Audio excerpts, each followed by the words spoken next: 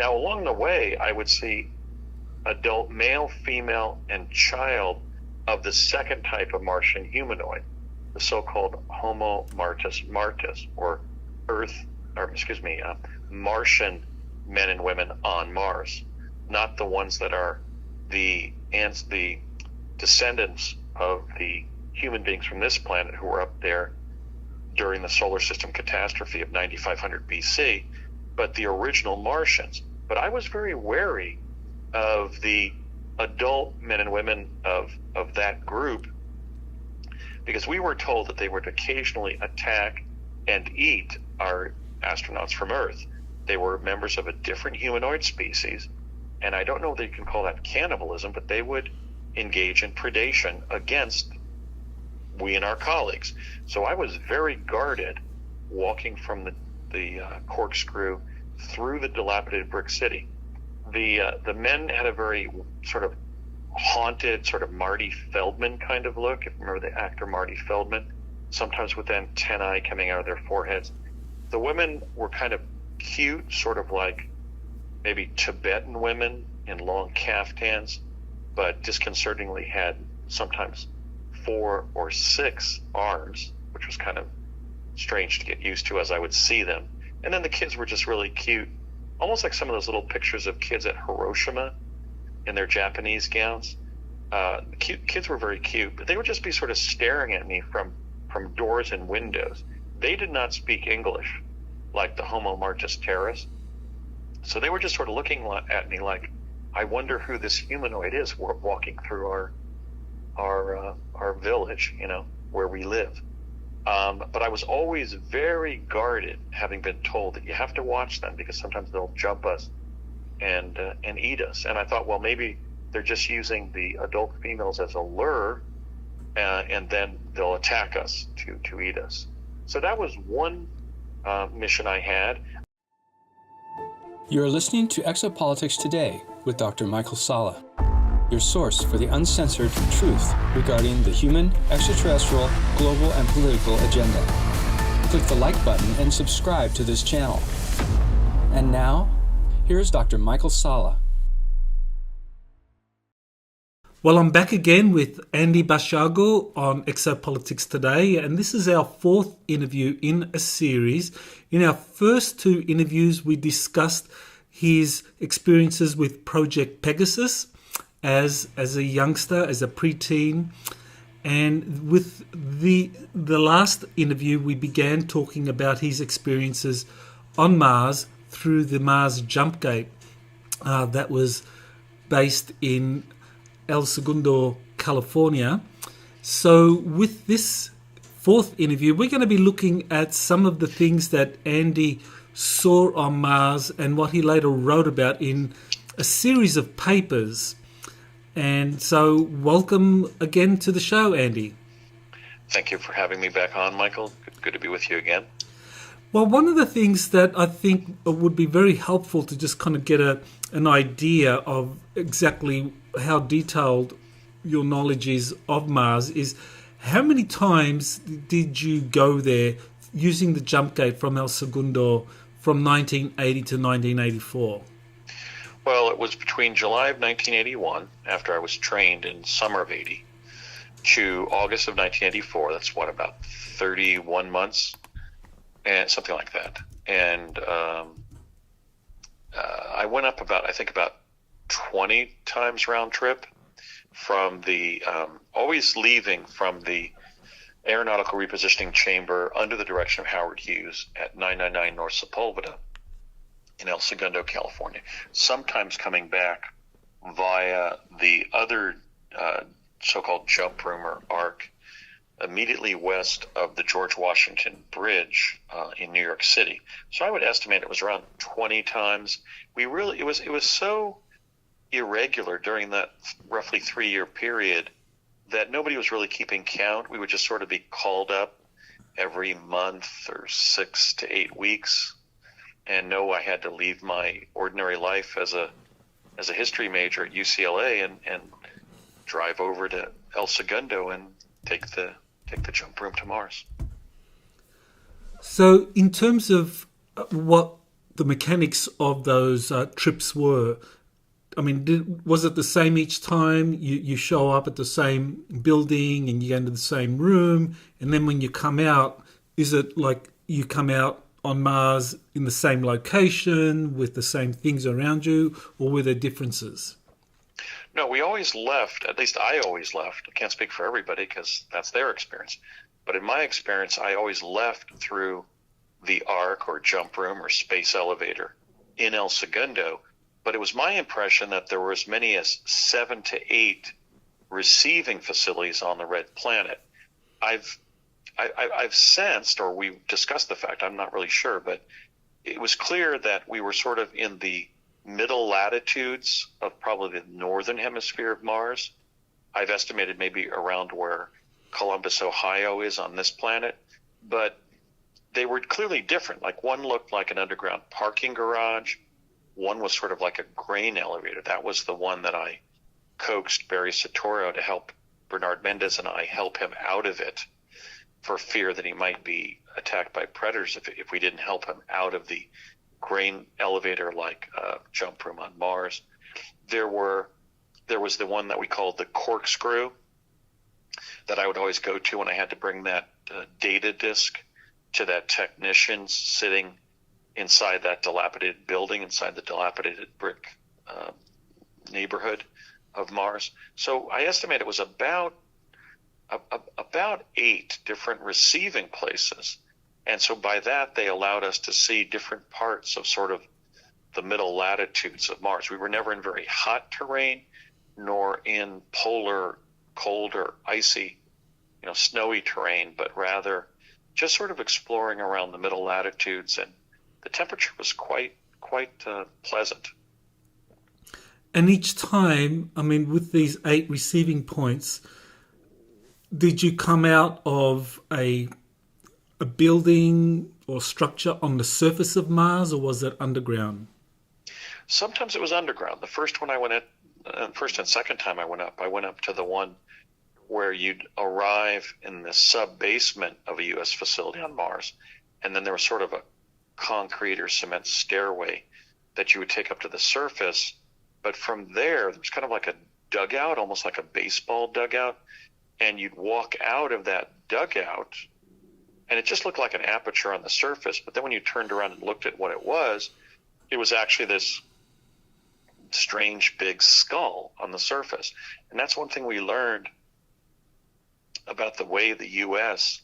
adapted its jump rooms on the surface, apparently with the help and cooperation of the Martian humanoids, because many of them, including those we would run to escape from predators, were actually these large skulls on the surface. Those indicated access points to the jump room. In fact, that second time I went up, when Courtney M. Hunt and I of the CIA ran to escape a predator on the surface, we jumped through the mouth of this skull, and from there down those stairs, those cement stairs. So some were about 1 story below ground, but some were essentially on the surface. But they were all essentially a situation where the far wall of the jump room, that elevator, would open up, just like the door you walk into to get into an elevator. And we were on, in a subterranean or surface level jump room facility on the red planet, which we also called the jump room. So it kind of had a binary usage. Both the device that got us there and the facilities were being called jump rooms. So because we always knew that inside those facilities was a device to get us back to Earth. Now, was there any kind of protection at these jump room facilities, these 8 jump rooms scattered around the kind of equatorial region of Mars, in terms of guards or electronic devices or anything to prevent predators from getting in and accessing the actual jump room? Not really. I mean, by the way, it was the middle latitude, so it was between the equatorial and the polar regions. I think of the northern hemisphere. Could have been the southern for that matter. But no, in fact, we were always worried that predators might chase us into the facility. So not when I first started going up there in 1981, but around, I guess, 1983, I was given a photo flash gun with 3 settings: heat, stun, and kill. And in fact, the watchword when you were using that gun to light somebody's cigarette was "do the right thing" and set your gun for heat. And then we knew that with stun, the middle setting, they might be antagonized but not killed, especially the large predators. And then even if we use the kill setting, we could take down Martian humanoids or ordinary land animals about the size of ordinary land animals on Earth, like, let's say, I don't know, water buffaloes. We never did. I never killed any humanoid or animal on the Red Planet. But we knew that if they were very large, we might just antagonize the predators even if we set the device for kill. So that's really the only protection we had. When we ran down the stairs, for example, after jumping through those large skulls on the surface, we often scampered down to get to the jump room per se as quickly as possible in the event that a particularly swift predator chased us down the step. Okay, so you went to Mars approximately 20 times. So each time you went, I mean, what happened? You'd go to El Segundo. Was there any kind of briefing that you received before going through that? I mean, what made you go to El Segundo and then you go to Mars? And what happened when you got back? Were you debriefed? Yeah, it was sort of a very sub-rosa sort of strategy they had to conceal the program. There were very few people working in that building. There was one guard named Michael something. We had his last name at a certain point, but I don't even remember what it was now. But we basically would enter the middle elevator at the bottom of the building, the center of the building. We would go up to the 5th floor, and the door would open, and there was sort of a Fijian suite, sort of like in a law firm, across from the elevator. And there was one CIA person working there. We would write our name, sign our name, and put our date of birth, our social security number, and our ID number for the program. In my case, they told me to use my UCLA student ID, 700-414-879. We would then go back into the elevator, and by the time we had a photo flash gun, we would stop at the 7th floor and go to our locker, and I would get that photo flash gun and put it in my belt, sort of tilting to the left side, so it would be easy to withdraw from my belt to protect my colleagues on the surface.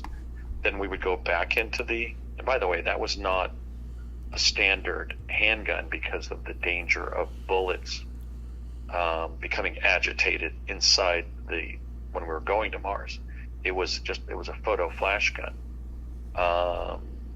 That was more of a solid state sort of application.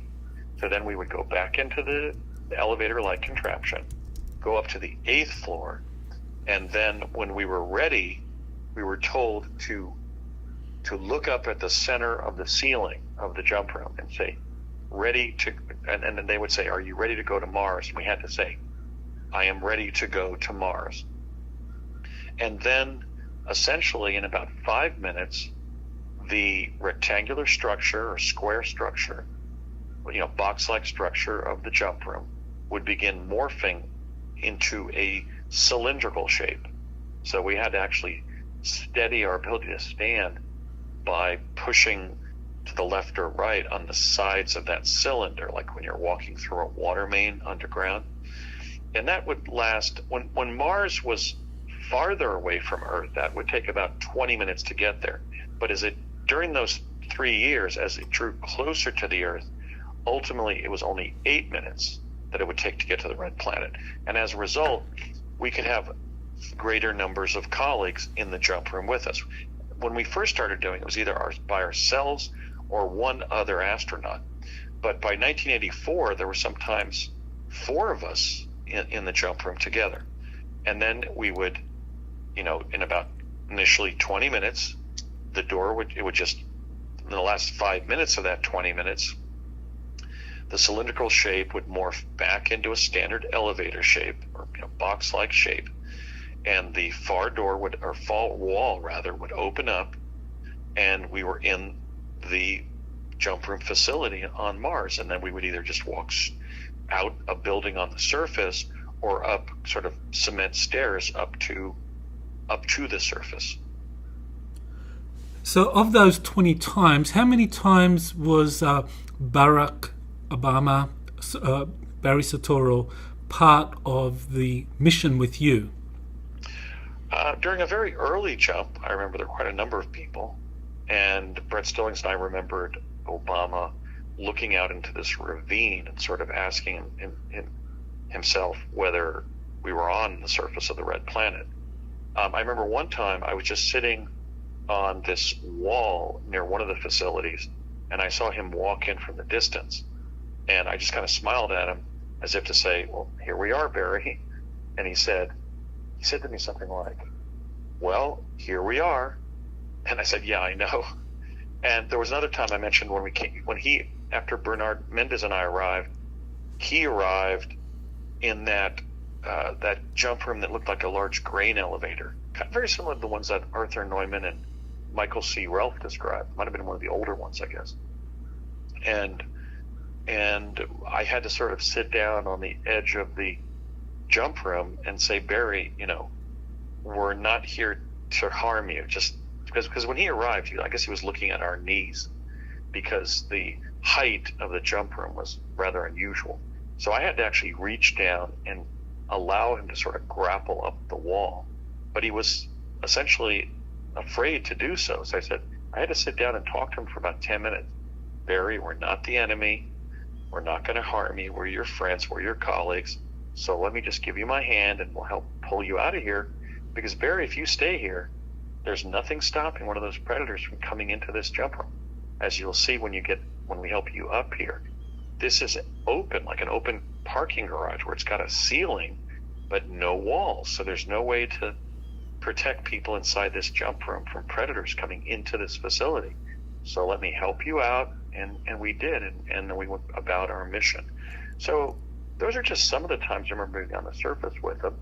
And he was basically a nice guy and a smart guy. So even when he sort of belittled our memories when he was present, when we came forward, I basically continued to tell the truth that I had, fond memories of the fact that among about approximately 2,000 young people I met during my 5 years as an undergraduate, I was a fifth-year senior at UCLA. Being in such a large generation, you almost had to be, just for class availability, And he was basically a nice guy and a smart guy. I even wrote to him in 2020 and said, Barry, as I insisted on calling him, not Barack, of all the people I knew in my college years, you were certainly one of the people I would have trusted with the presidency.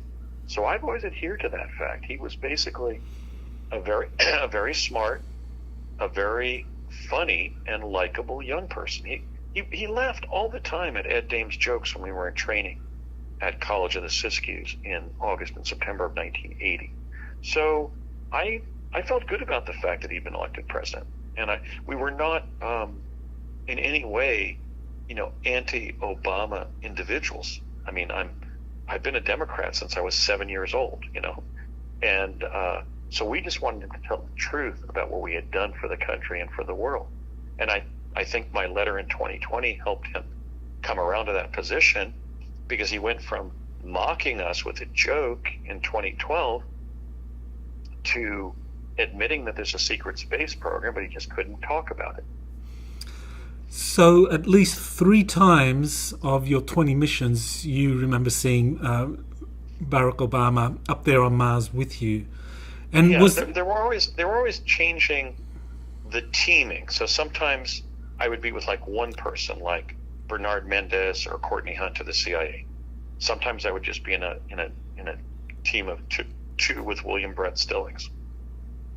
Then sometimes it would be Courtney Hunt, Brett and I, or Bernard Mendez, Brett Stillings and I. Sometimes it might be Regina Dugan and Barry Soetoro, who of course became Barack Obama, and myself, or with some other person.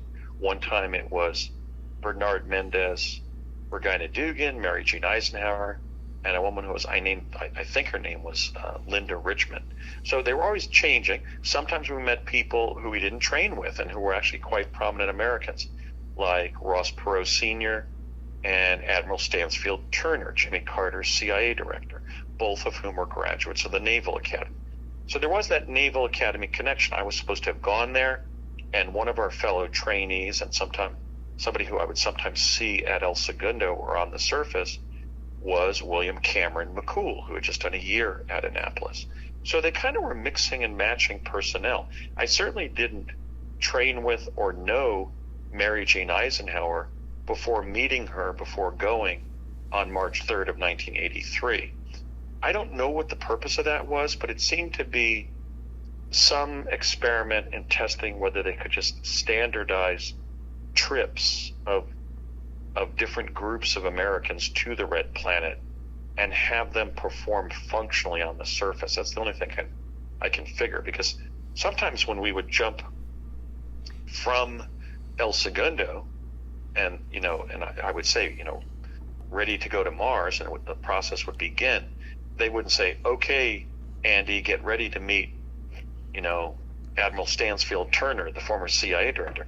In fact, Bernie and I just met him on the surface, and when he came towards us, he was so well dressed with a cravat and a safari jacket and a hat that I thought it was the Bigfoot hunter, Peter Byrne.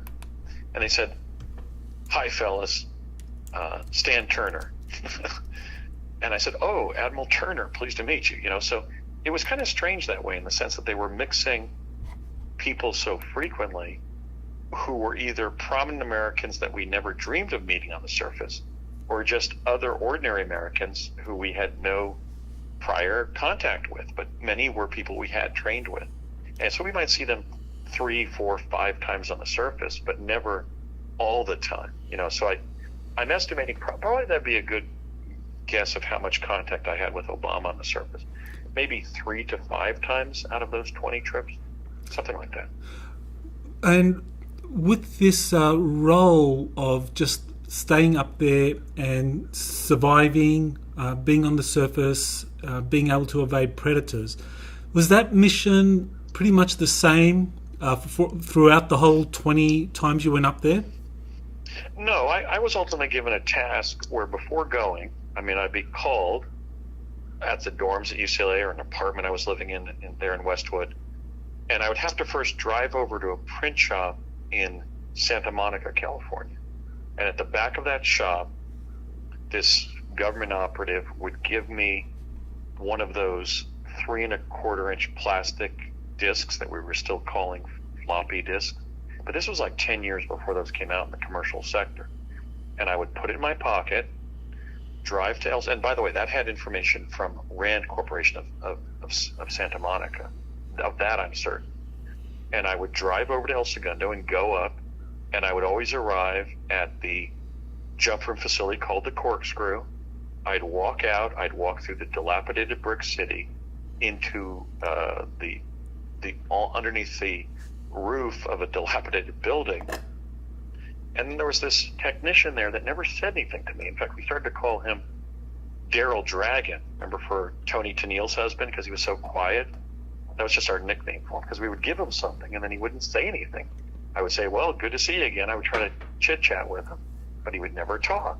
I guess because he wanted to avoid being detected by predators on the surface, because he just had to sit there and he was working like 8 different computers on this desk or table underneath that building. So I would give him that disc and then just go back through the dilapidated brick city, back to the Corkscrew, and go home. Now, along the way, I would see adult male, female, and child of the second type of Martian humanoid, the so-called Homo martis martis, or Martian men and women on Mars, not the ones that are the descendants of the human beings from this planet who were up there during the solar system catastrophe of 9500 BC, but the original Martians. But I was very wary of the adult men and women of that group, because we were told that they would occasionally attack and eat our astronauts from Earth. They were members of a different humanoid species, and I don't know if you can call that cannibalism, but they would engage in predation against we and our colleagues. So I was very guarded walking from the corkscrew through the dilapidated brick city. The men had a very sort of haunted, sort of Marty Feldman kind of look, if you remember the actor Marty Feldman, sometimes with antennae coming out of their foreheads. The women were kind of cute, sort of like maybe Tibetan women in long caftans, but disconcertingly had sometimes 4 or 6 arms, which was kind of strange to get used to as I would see them. And then the kids were just really cute, almost like some of those little pictures of kids at Hiroshima in their Japanese gowns. Kids were very cute, but they would just be sort of staring at me from doors and windows. They did not speak English like the Homo Martis terrorists. So they were just sort of looking at me like, I wonder who this humanoid is walking through our village, where we live. But I was always very guarded, having been told that you have to watch them because sometimes they'll jump us and eat us. And I thought, well, maybe they're just using the adult females as a lure, and then they'll attack us to eat us. So that was one mission I had. I remember walking a considerable distance over the surface and dropping something else off and seeing some rather strange creatures at like an intersection. But that's a very blocked memory, very, very distant memory. One time I remember going under surface and being protected by some non-humans on the surface from some kind of danger on the surface. And we walked a considerable distance underground. One time Courtney Hunt and I had been invited by that second type of humanoid, the Homo Martis Martis, the original Martian type, to go into his underground lair. And all I remember is that it was about a story below ground, and it had kind of this elaborate paisley design on the ceilings and was being run by sort of pneumatic tubing. But he was so strange that when I was walking behind him trying to keep up with him, Courtney could, because Courtney was taller and had a longer stride than I, but I was my current height, 5 feet 10 inches tall.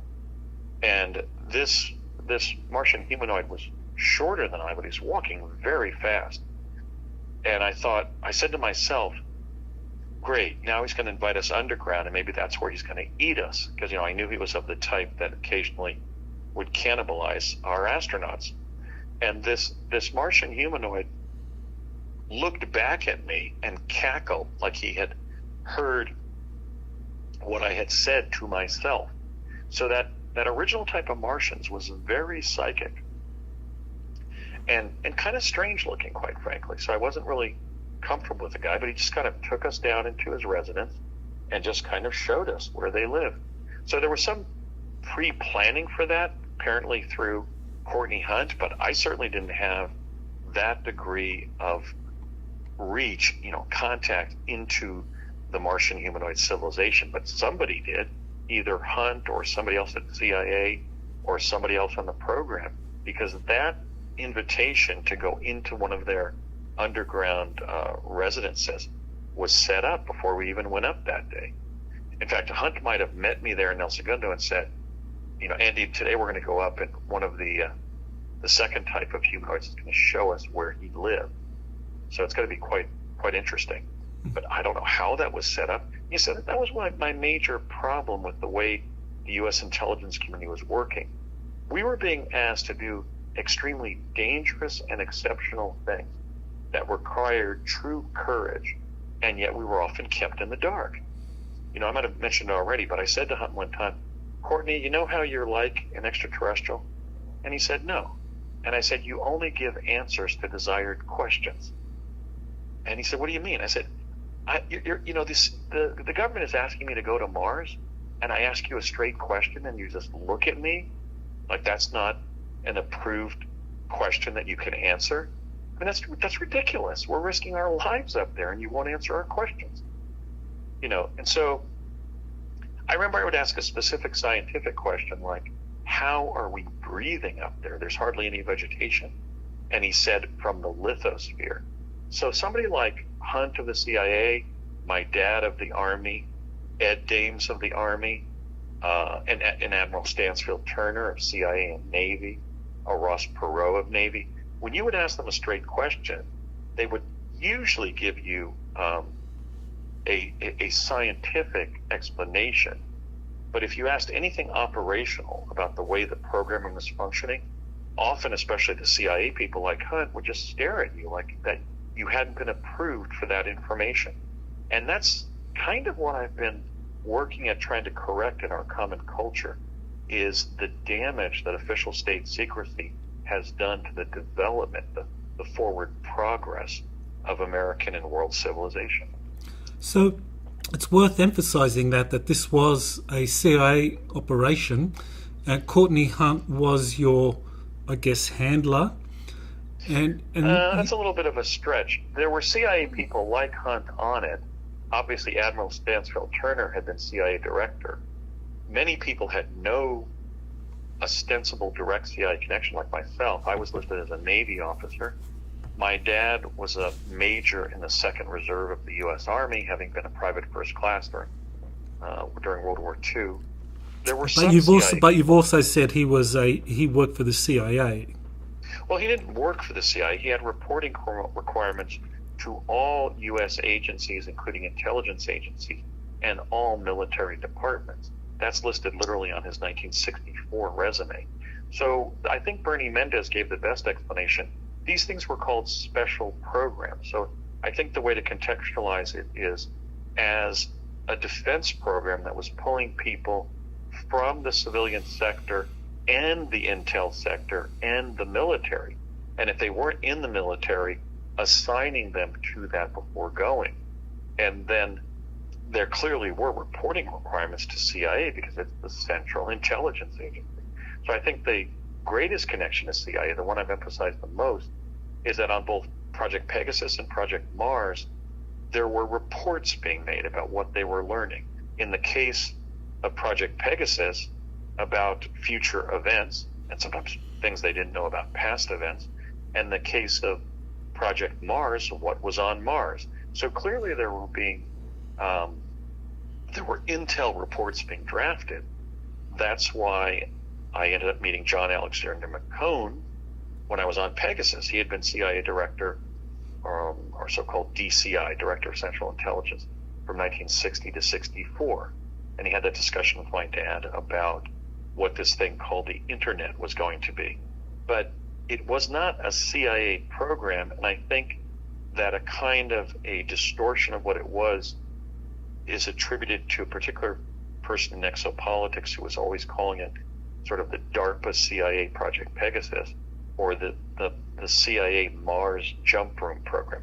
They had CIA people on them, but they had people from many other branches of the military and many other federal agencies. These were multi-agency task forces.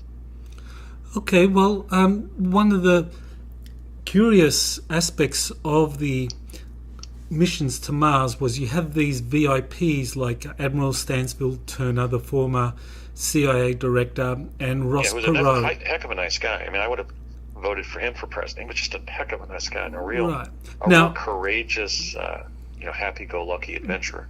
Okay, so he was part of one of the missions, at least, to Mars. So what did he do up there? Was he doing the same thing as the rest of you, like just having a presence up there, escaping predators, staying safe, and then just coming back? I don't know. I mean, I know that just going up there and walking around and exploring was what I was initially doing. And then I was an errand bringing that data or whatever information up on that computer disk. And then there were other missions where I was delivering something. There wasn't a whole lot of lateral discussion saying, well, Admiral Stansfield Turner is up here doing this, Ross Perot is doing that. We would even run into British teams and just have discussions with what we were finding on the surface. So there was a heck of a lot of exploration going on. But one time, that time that I saw Obama walk in from the distance, and I just kind of smiled at him, almost laughing, like, now we're on the surface. He said, well, here we are. I didn't know what everybody else was doing up there.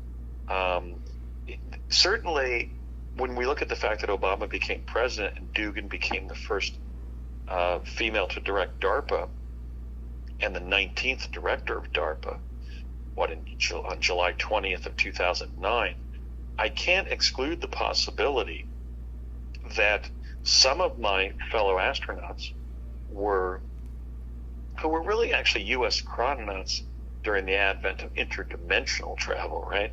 Because we weren't going up by rocket, that's for sure, space plane. It was clearly interdimensional transit up there. I don't know what they got implicated in. Maybe they were even brought into the breakaway civilization by interacting with U.S. and British and Russian personnel on the surface. I think that, as in the law, absence of evidence is not evidence of absence. And as Rumsfeld said, we know what we know what we don't know, and we don't know what we don't know.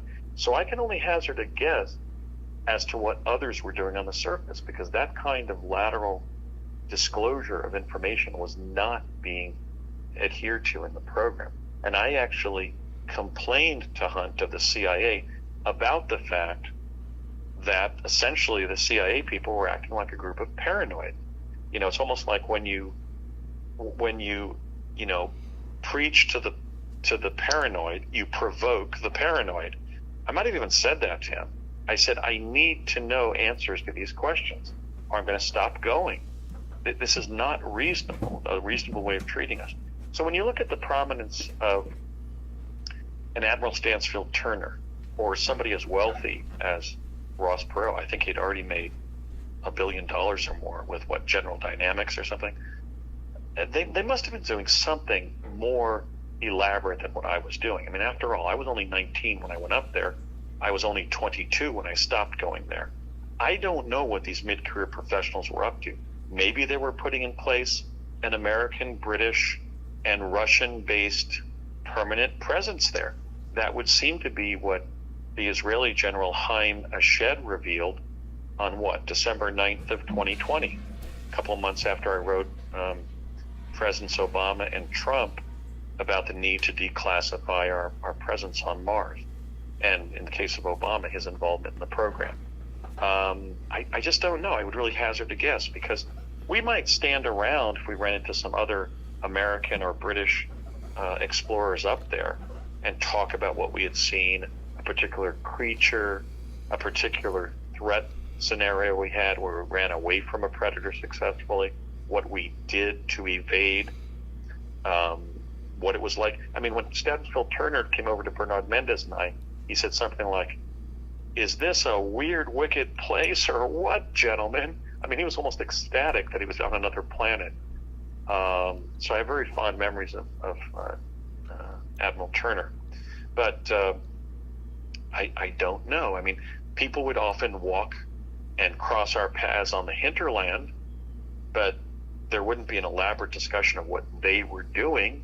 There would just be sort of chit-chat about what they were seeing. So I'm sure some of it was more operationally involved than I, and I would not be surprised, given the age at which he reached the presidency and the relative genius of Regina Dugan, who after all would go on to earn a PhD from Caltech, that their functions up there were more elaborate than mine. But I don't know. That's why we wanted to come forward to bring everybody into discussion. We were hoping to have like a conference with 20 of the Mars astronauts where everybody could talk about their memories, so we would develop a greater understanding about the total program. But unfortunately, a lot of rather prominent Americans chose to remain silent, including Obama, Dugan, and Mary Jean Eisenhower. Now, did you ever have formal debriefings when you got back from any of your 20 missions? We would always have a debriefing of about, I would estimate, of about a half hour to even an hour by Major Ed Dames. His office was down, I believe, on the 5th floor. So it was, the 8th was where the jump room was, the 7th was where the lockers were. And then we went down a couple more flights. It might have been the 5th floor. And then, of course, Howard Hughes' office was on the other side of the building on the 4th floor. That I'm sure. William Roycrow took me over there when Hughes wanted to meet me after I saved Bernie Mendez's life on the surface. And he said, "Are you Andy? Is this Andy? Hi, Andy. Howard Hughes." But almost after every time back, we would first have to come down from the jump room level down the elevator, and it would open just as any elevator on the 5th floor. And then we would walk down to Ed Dame's office, and he would debrief us by saying, "Okay, Andy, what happened first? Then what happened? Okay, this happened, and then what did you do then? And then what happened?" And he would just grill us constantly for like a half to a full hour, and he would be writing it down. So that's one of the things I want to discuss with you. I'm now saying that we were U.S. chrononauts in Project Mars during the advent of interdimensional travel, because I think that because they were using this box-like aeronautical repositioning chamber, they were actually exploring whether we were going to the actual Mars that we see sometimes in the night sky, or some other planet in some other dimension.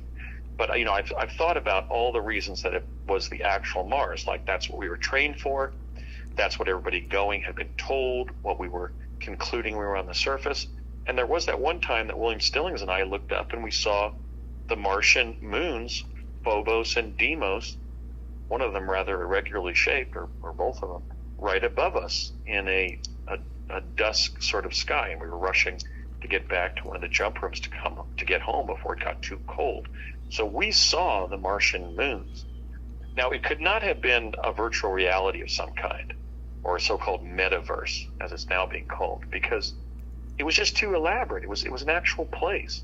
There's no way it could have been faked. But I think that there was strong prima facie evidence, and this is an answer to your question the last time we spoke. I think they were using us to determine whether they were sending us to the actual Mars or a Mars-like planet in another dimension. And I don't think it's an accident that several of those books about the series Blade by Richard Lord, where he travels interdimensionally through this elevator-like box, was put in my bedroom closet as like a 14-year-old. I think that was actually a preparation for what I would be experiencing just a few years later. Well, maybe we can kind of like hone in a little bit there, that possibility that rather than it being Mars, you were being taken to a planet in another dimension or another location, and maybe another solar system altogether. So we already talked about things like you not being able to kind of like leap as far as you would expect on a place like Mars, which has low G. We Right. talked about that. That your leaps would be 4 feet rather than 8 feet. That was an anomaly. But also the oxygen level. I mean, was the oxygen kind of like normal? Was it like being at a 11,000, 12,000 feet elevation, and the temperature? What were you wearing? It was deficient. Now, when I use the phrase hypoxia, people said, "Well, you would have passed out, or you would have gotten tunnel vision." One time I did get tunnel vision. Frequently, I would get screaming pain in my legs and feet. I still have neuropathy in my legs, primarily, thank God, from it, I believe, now that I'm 61. So we were being injured in some cases. But anyway, it was deficient in oxygen. I've estimated at the 11 to 12,000 feet above sea level on Earth. That's when I carried Bernie Mendez to safety about a mile on my shoulder. I had to put him down 2 or 3 times and then bend down and do a fireman's carry and lift Bernie up again on my right shoulder. I was then 180, just as I was yesterday when we weighed me, and Bernie was 160, a couple inches shorter than I. And yet I was able to do that, and it was really difficult. By the time I got to the jump room facility called the Corkscrew, I was literally pancaked out, so I was almost collapsing underneath him as I brought him into the jump room and dropped him in the space elevator and said, "I don't know whether he's alive, but he was still breathing out there on the surface. Please get him home." And they just closed the door and sent Bernie back, and Bernie says he woke up in a Los Angeles hospital, probably Daniel Friedman there in Mar Vista or Marina del Rey. That was probably the closest. But anyway, it was definitely deficient in oxygen, enough to One time I started hyperventilating. One time I had to use the hand-activated ventilator that we were given, that we always took with us. One time I got tunnel vision, but many times I got screaming pain in the legs. And that's what I meant by hypoxia. It wasn't critically deficient, but it was just a lower amount of oxygen. And what was the temperature like? What kind of temperature was it there in those mid-latitudes? It was sort of like Los Angeles on a spring day, and of course I had been living in LA since 1972, having moved there at age 11 in 1972. So it was a very comfortable sort of spring day in Los Angeles kind of heat, but we knew that as nightfall was approaching, we had to try to get back in the event, because it was going to be colder at night. But then again, sometimes we went up at night and it wasn't too cold. It was sort of, again, like Los Angeles at night on a spring day. And that was, I think, because of the areas of Mars they were selecting. That famous picture of trees on Mars that was published all over the world in really every newspaper, except in Britain, I think The Independent, certainly every British tabloid. There were trees on Mars. That's where I found the creature, the striding gremlin, and that's been published. Yes, I was going to talk about that later. Yeah. It was comfortable. I was frequently wearing just a T-shirt with some blue jeans, a leather belt, and some crew socks, athletic socks, and some construction boots, some sort of tan leather construction boots, or those kind of Nike Caldura type hiking boots, and that was it. Mm-hmm. And I was, shoving my photo flash gun through the belt, so it was pointing over to the left. That was about it. We weren't wearing hats. We didn't need hats or visors to see there. It wasn't a pleasant location, but having hiked extensively in the western United States, it wasn't that formidable in terms of a biome to be exploring. It was scary in the sense that we were worried, will the jump room get us home? Will we be able to evade a predator if we get near it? Will we be able to withstand the dehydration? Because even when, like, Brett Stillings would bring water up in a bottle, about 60% of it would be lost inside the jump room. It would just sort of evaporate or go through some time domain from the bottle when we were going to Mars in the jump room. So it was often a situation where we had to sort of use this technique to produce saliva to wet our throats so we wouldn't start coughing from a dry cough. Maybe that damaged my kidneys. So it was rather formidable in terms of being a dangerous, dry, vast muddy wasteland, as Hoagland described it. But it was an inhabited vast muddy wasteland. And it was really probably as dangerous because we were out in the open vis-a-vis that second type of Martian humanoid and the predators up there. There was really no tree or to climb up or to hide behind. There were very sloping hills to run up with no guarantee that a predator couldn't also run up that hill. The jump rooms were few and far between, to get home. So we're pretty much exposed. I'm sure that was causing all of us trepidation as a result. I kind of have described my time up there as sort of a long, extended sort of low-level nightmare. It was impossible to completely lose the sense of being in immediate danger and that this might be the end of my life. And then when I saw two of my colleagues bitten to death by predators, I thought, well, that's the way I might be going. In fact, when Bob, the first one, was bitten to death right in front of Courtney Hunt and I, and some of his blood and viscera actually sort of landed by our feet, I thought, well, at least it's going to be fast if this is the way I go.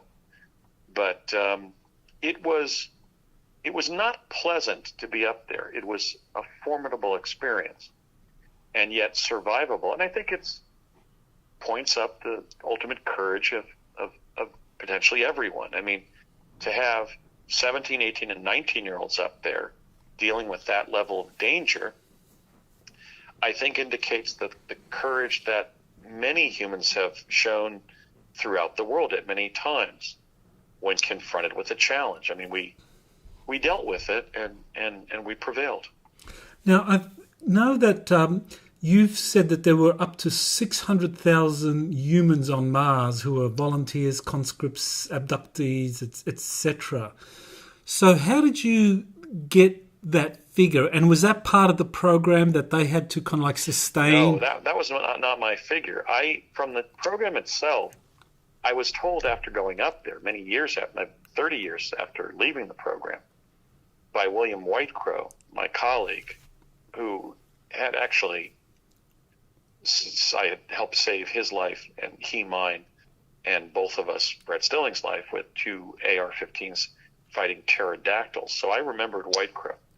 He was a super soldier, and he said that when we were up there were 1,500 other Americans up there.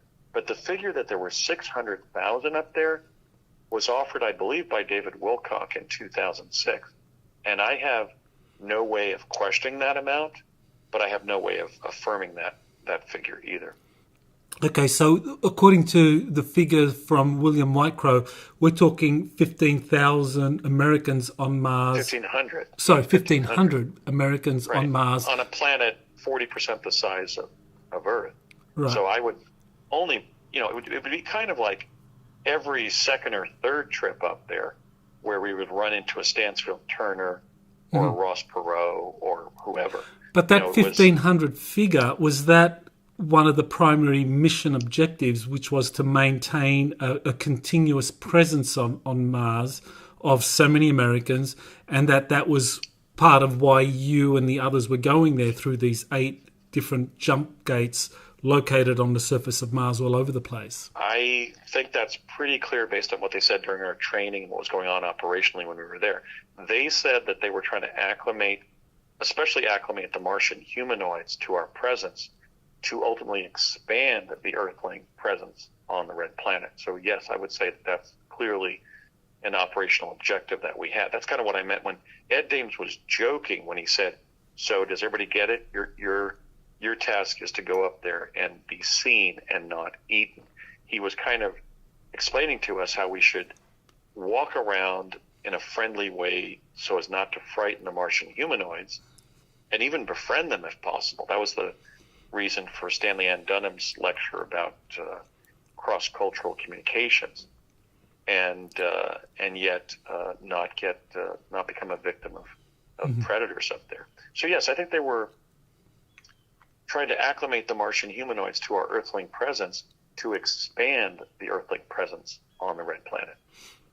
Okay, so now I want to move on to a paper you wrote in 2008 titled Discovery of Life on Mars, and that was based on an image taken by the Mars Exploration Rover Spirit in 2007, and the image you refer to it as PIA 10214. And so that is one of these very detailed pictures that NASA has provided on its on the JPL website. And in that picture, you saw many shapes that you described as humanoid and animal shapes. So I guess the first question is, why do you think this was actually evidence of life on Mars rather than pareidolia? I mean, I know your experiences are distinct to... No, we know it's not pareidolia. And in fact, my father had shown me one of those images, the humanoid being on Tsiolkovsky Ridge, in around summer of 1969. And then in fall of 1971, I was permitted to read my 2008 paper 37 years before it was written, because of the quantum access capability that Project Pegasus gave the U.S. government. Now, when I read it, I said, Dad, what's the purpose of reading this paper and studying all the images and captions and relating the captions to the photographs? And he said, because when you write it, we want to have as much information about life on Mars as possible. then in 2008, there was a controversy about this little lady. I call it the beings on the edge, but it was this little image of a lady on a cliff top. But really what that image was, when I studied it was a statue with a male companion to the left of that little lady having slid down the hill. And then on that hill, there was a kind of a rock drawing of a sort of bearded Jesus-like figure in a blue suit looking forward with a kind of a plumed serpent like a Quetzalcoatl from the Aztecan or Mayan motifs, biting it on the neck and with blood shooting down the front of the bearded human. So I was covering what was on Mars from the point of view of not just humanoids and different animal species, but also statues and sculptures, and rock paintings and stuff.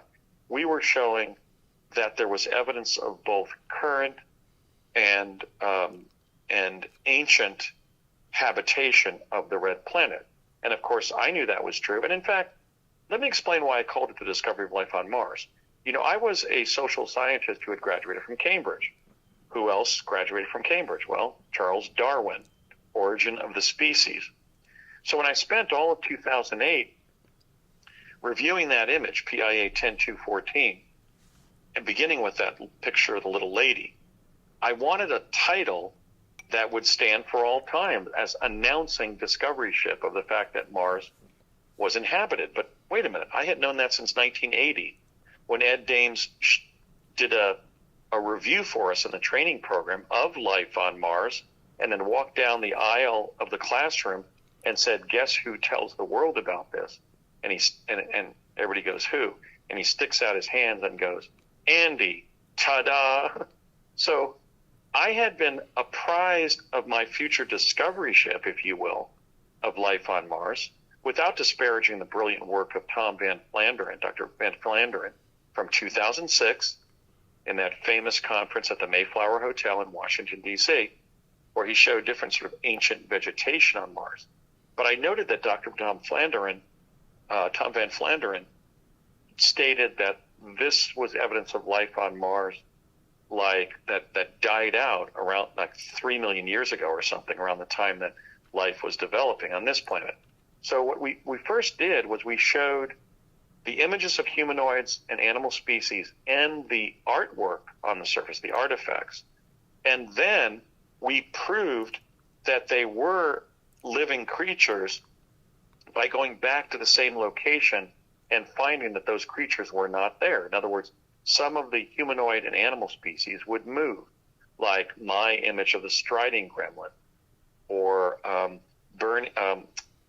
Ross Curley's image of the speckled gremlin. We gave all these findings names. So in other words, Michael, I was announcing the fact that there was life on Mars because deep in my mind, I knew that there was, despite the fact that all of us would remain blocked from the time I left the program in 84. It was 25 years before that 2008-2009 period where I wrote the paper and then came forward publicly. But as I was finding things on the surface, I thought, well, that is clearly a three-dimensional image. We'll just have to go back to that location and verify that it's moved. And we proved that into 2009, especially with the help of Ross Curley, Lewis Reinhardt, and other people associated with the group that I founded, the Mars Anomaly Research Society, after I wrote my paper.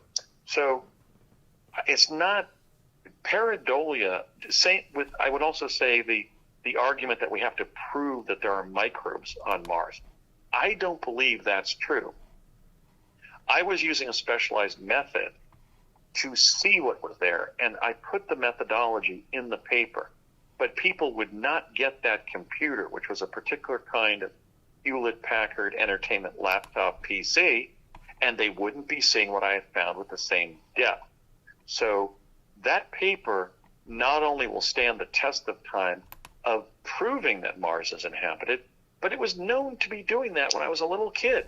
They knew 40 years before I would write the paper going back to 1968 when my dad read select passages to me from the paper, that it would be the right. paper that would, be known as the origin of the species of habitation of another planet. Okay, all right. So that 2008 paper that was referred to, well, before time by others in the Jumpgate program or the Pegasus program, as you being someone that makes the life on Mars known to the worlds, but that's still kind of like, that doesn't kind of settle the question as to what it is that you actually saw in that image, that NASA image, PIA 10-14, that those shapes are all actually what you describe them as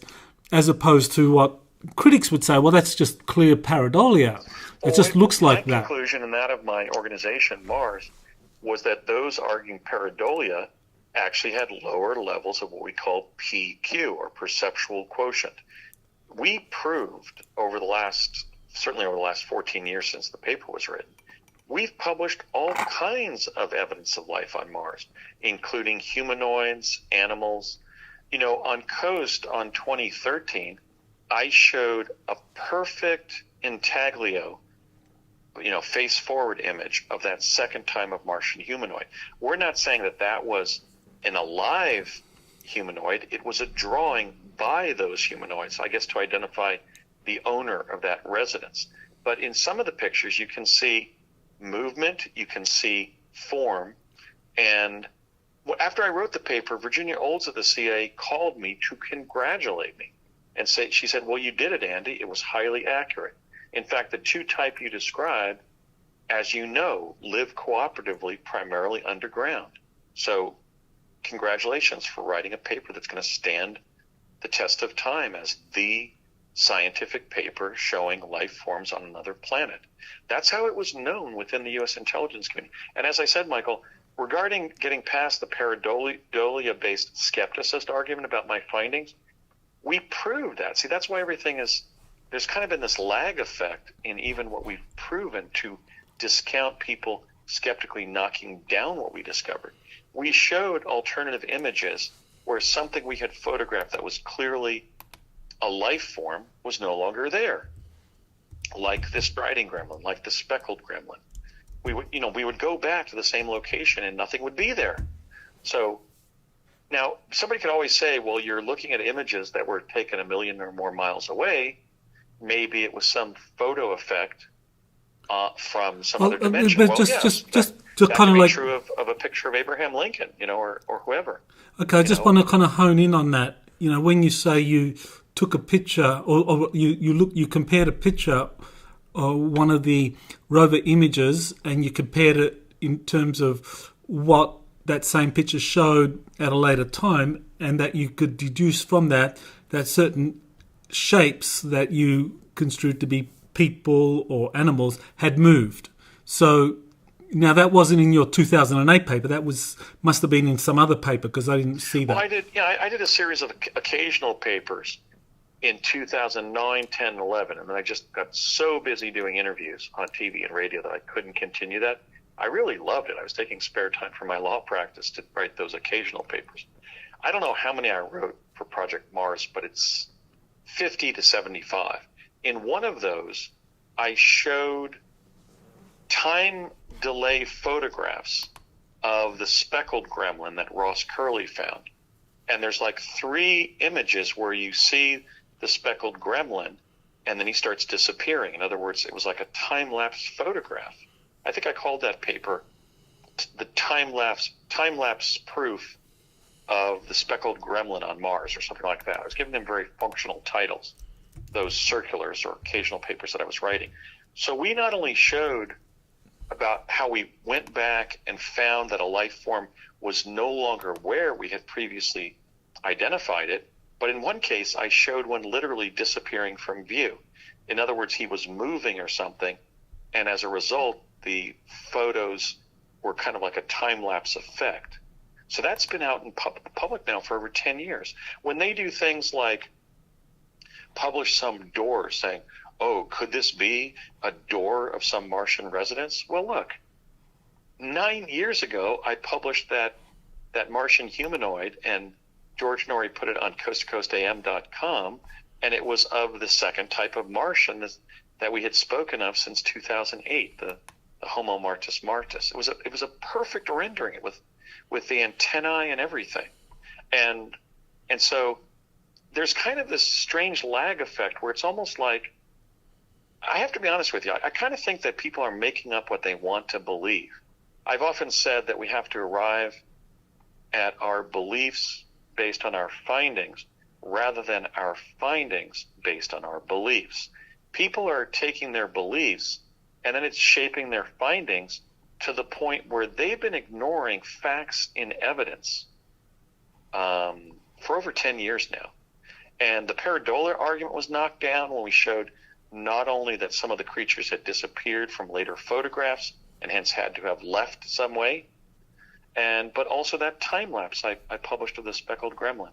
So now the people who say that we have to prove that there are microbes on Mars, well, that's playing into NASA's disinformation campaign. NASA is a military agency that has been lying about extraterrestrial life forms for 70 years. It was 70 years ago this year that my dad was assigned to the Ramjet project to chase the ET craft away from our planet. And they're still doing TV shows of, oh, paranormal caught on camera. Look, are there lights in the sky? No, they're doing the same thing with the Mars stuff. After we published all this fascinating evidence of incredible images of creatures and artifacts, cave rock type paintings and intaglios, images of heads, faces, profiles, that seems to be the primary Martian art form. They did all that work architecting Hoagland's publishing of the face on Mars at Cydonia on CNN. But as I wrote in one of those occasional papers for Mars, my organization, there are thousands of faces on Mars. That's their primary art form. So the people of the world don't know that yet. And I think that would be like people of the world not knowing about the existence of Darwin's paper, Origin of the Species, 10 years after it was published. Because when I was a child and later, that's what the U.S. government informed me. Get ready, Andy, because your name will be known in history for having published this particular paper. Of course, Ed Dames kind of made a joke out of it because we had been schooled on life forms on Mars before going up there.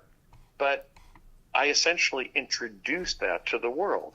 And it was based on original research, neither because it had been provided to me or I had read it, 37 years earlier. I spent probably 1,000 hours in 2008 working on that paper, January to November of 2008. And as I said in the paper, it's a treasure trove of images of Martian humanoids, different animal species, statues, and sculptures. And I stand by that claim because for the last over 10 years, 14 years, about 35 different anomalists, 25 with our group and then 10 independent anomalists, have shown all manner of life forms and artifacts on the red planet. But they're keeping alive sort of this sort of intentional suspension of disbelief. Not unlike when Cliff High said, Landy must be delusional. He can't time travel because time travel doesn't exist. So if somebody wants to believe, well, we first have to prove whether microbes exist. My response is, well, we have to prove that microbes exist in Africa before we show pictures of elephants and lions and antelopes and giraffe. I mean, it's there. Not just I, but now 35 brilliant anomalists have continued my work, and it's been a massive success. Mars is now the largest and most successful Martian anomaly organization in the world. And everybody we've asked who wasn't affiliated with us has agreed to publish their 5 or so best images in our upcoming magnum opus, showing that first 20 years of discoveries since my paper in 2008. But it's going to be coming out in around 2028. So it's been proven, and it's just this kind of intentional disinformational campaign being run by the establishment scientific realm in Western civilization that is impeding individuals' access to these truths. Mm-hmm. Well, one of the things that I think a lot of people would focus on in terms of there being life on the surface of Mars is food. I mean, how could they feed themselves? But one of the things that supports your experiences and your analyses is these giant forests and plants that were first discovered by Thomas Van Flandern back in the year 2000 and published on the website of the Mars Anomaly Research Group. These clearly show what are these giant plants using some of the Mars images. And J.P. Skipper kind of put this out back around, he wrote a nice big paper about it and put it on his website in 2001. And clearly it shows forests and giant plants on Mars. So, yes, by the way, I was in communication with... Yeah, let me finish. Yeah.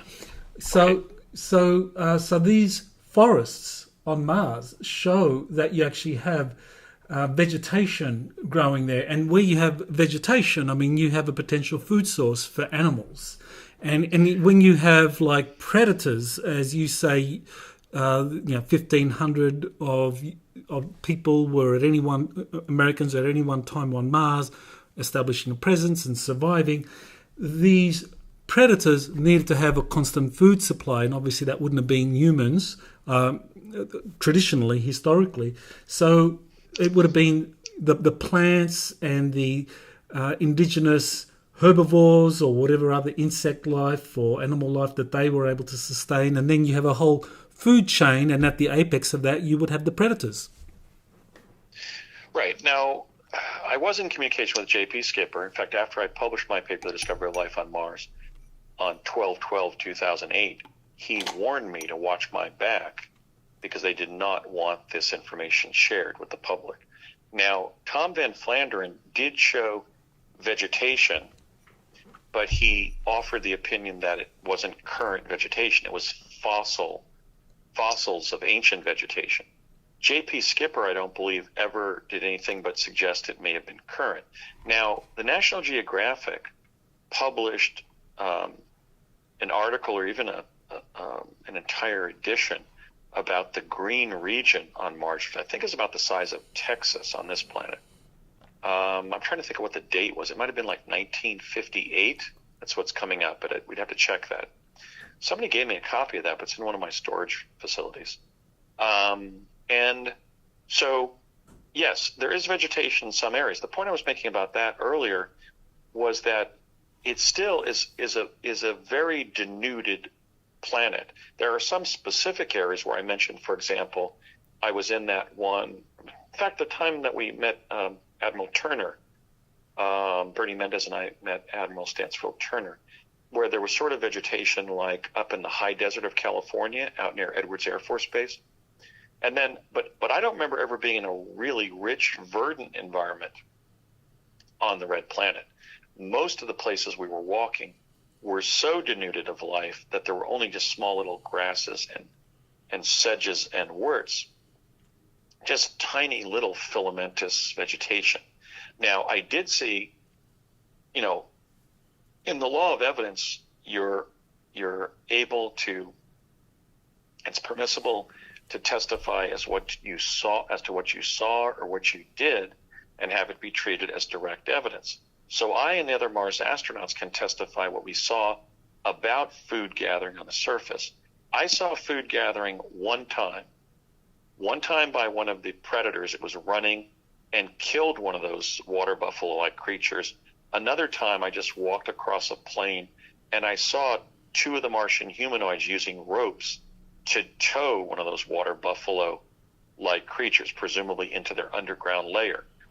I still stand by my understanding that despite the location of some areas of vegetation on the surface, Mars is so denuded of life, so desertified and such little life, both animal and vegetable, that it is essentially a climax population, a climax biome, where meat eaters are surviving through predation upon other meat eaters, human and animal. That would explain why those reptoid-like predators were so eager to bite some of the U.S. astronauts to death for food, and why we had been warned about that second type of Martian humanoid. It is a very desperate planet in terms of life provision.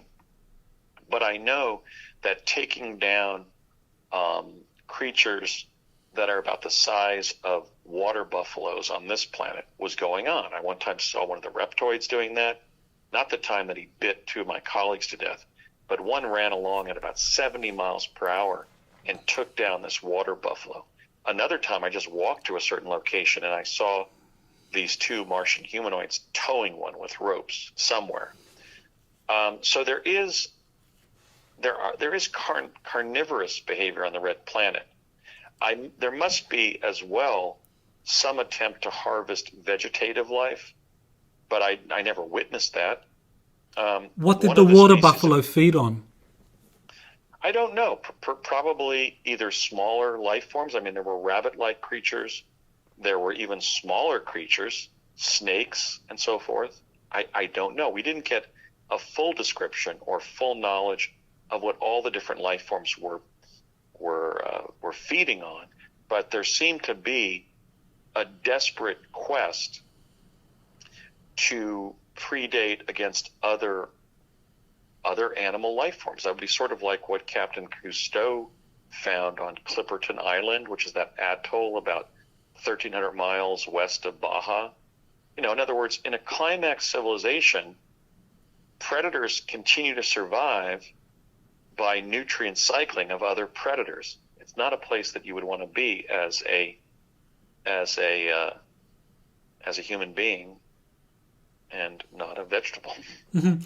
Well, interesting. I was just looking at the paper by J.P. Skipper, based on the Thomas Van Flandern information, and he identified the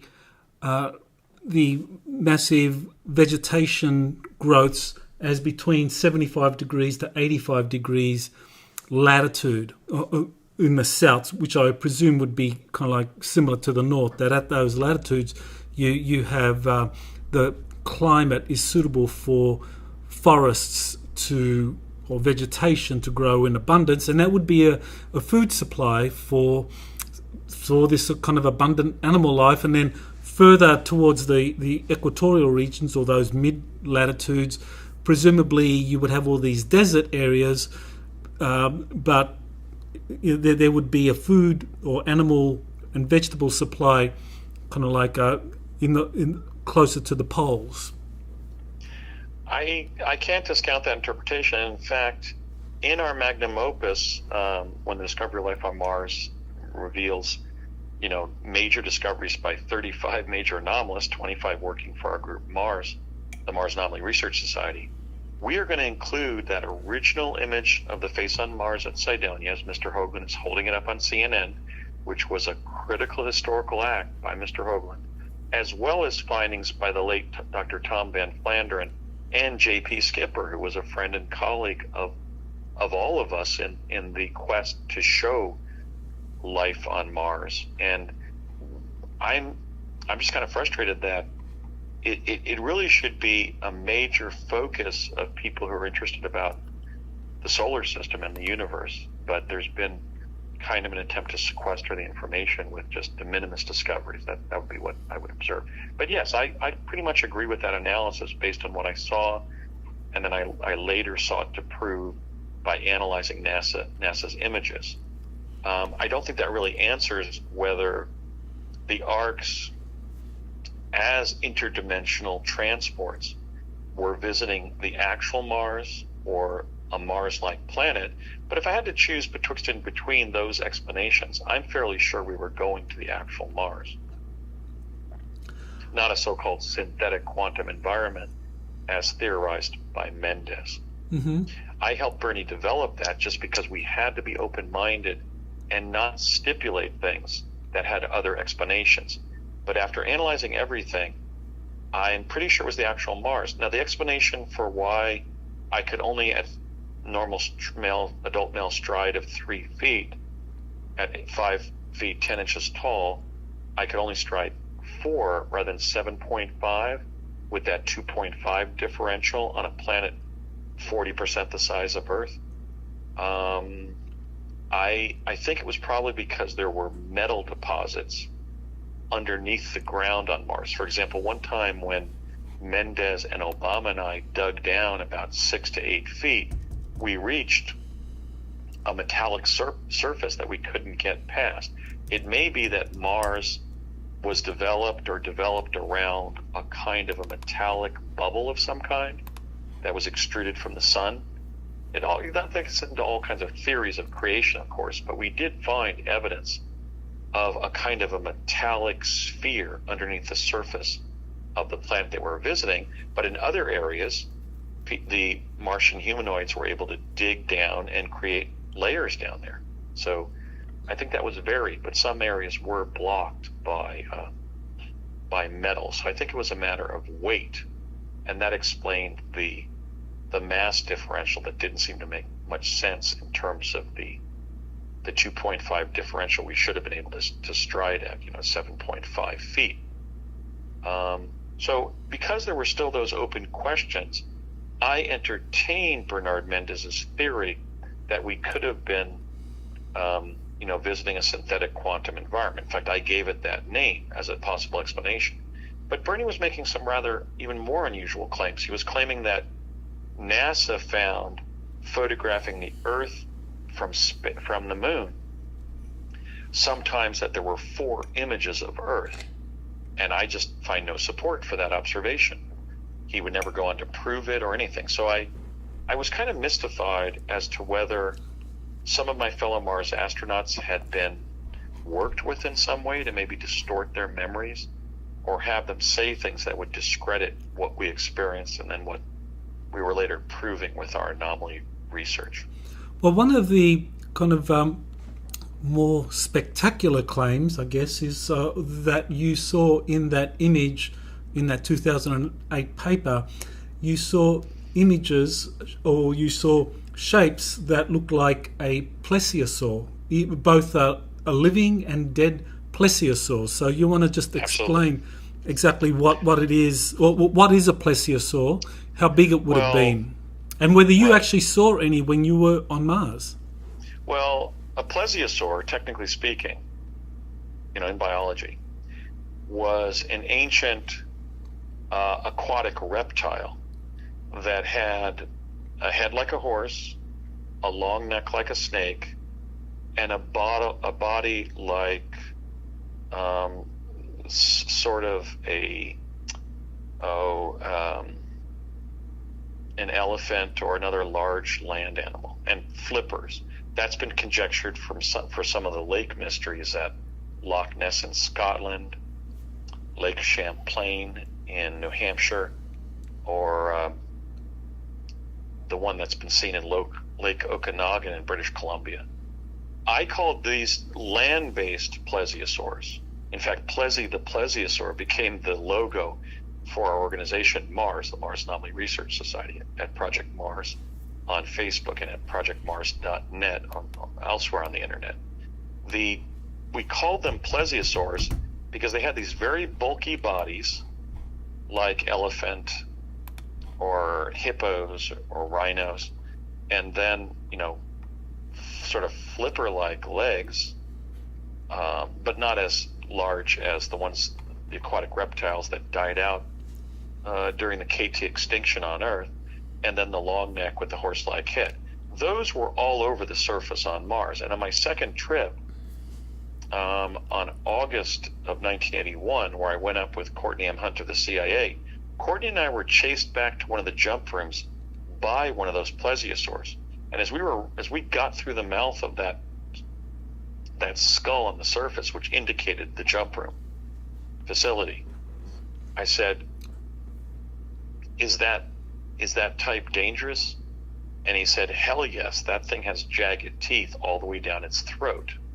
So that was trying to eat us, and it took a snap at us right as we leapt through. Courtney said, at the count of 3, I want you to run towards that skull and jump through its mouth like you're diving into a home plate in baseball. That's what I literally did. I literally took off flying, like Superman, to get through that thing before it bit us. And it actually smashed its face against the front of that skull trying to eat us. So that was a plesiosaur. Now, we called them plesiosaurs not because they were aquatic, not because they were necessarily the same creatures that have shown up in, Nessie, Champ, or Ogopogo on Earth, but because they looked a lot like the aquatic reptile known as the plesiosaur. We had really no other name for it. Now, Bernie Mendez, being extremely experienced in the solar system for our government, told me after I published the paper, he said, Andy, those are all over planets, on many planets in our solar system.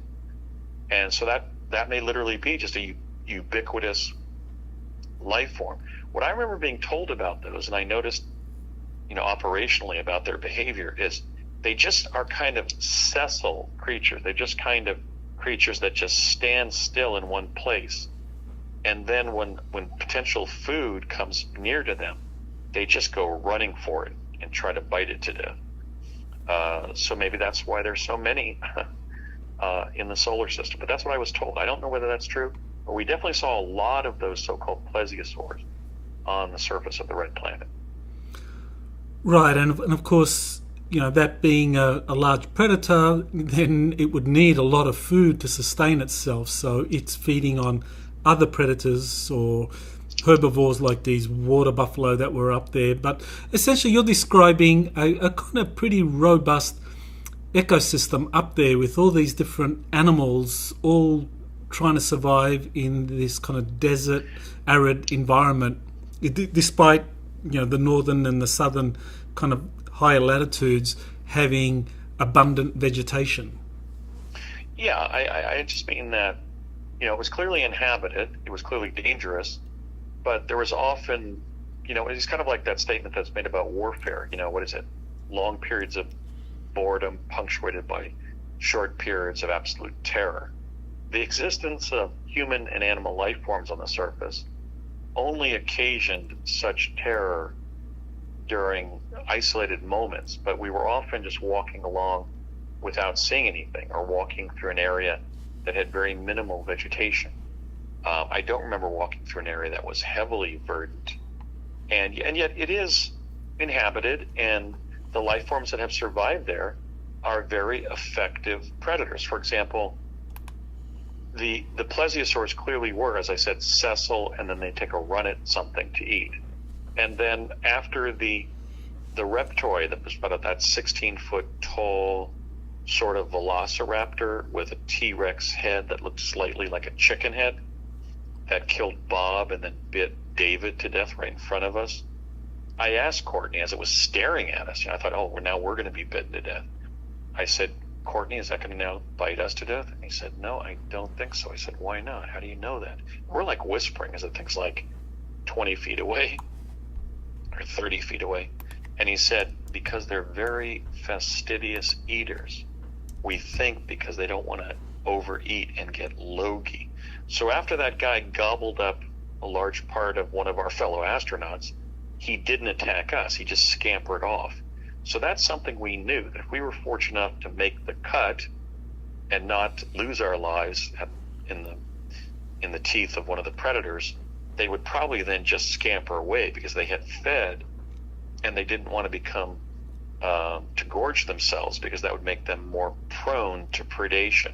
So it clearly showed the marks of a climax civilization despite the vegetation, very similar to Clipperton Island off of Mexico, where I remember Captain Cousteau showed how certain crab species are eating each other.